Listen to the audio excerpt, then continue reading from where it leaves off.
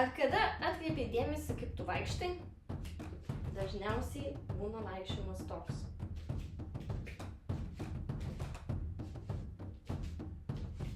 Atspėjau.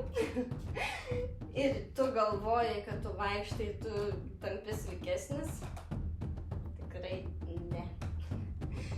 Aš, Ilma Kazlauskienė, vaikų jogos mokytoja, Yin jogos mokytoja, nėščių ir pagimdymo moterų kaučerė ir trenerė, fizioterapeutė. Parodysiu, kaip sveikai pasivaikščiot.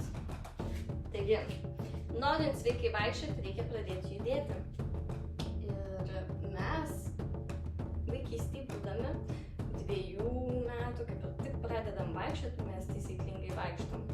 Tik gyvenimas įvyksta, kuprinės, emocijos, viskas, bam, ir mes net pamirštam, kaip taisyklingai kvėpuot, tuo labiau vaikščiot. Tai, kaip teisingai vaikščiot? Reikia leisti kūnui judėti. Automatiškai juda kūnas, kai mes jam leidžiam.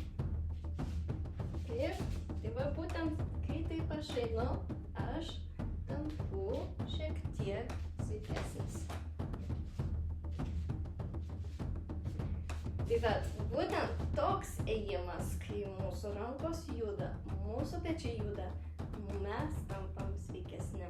Tai leisk savo kūnui judėti, kai tu vaikštai.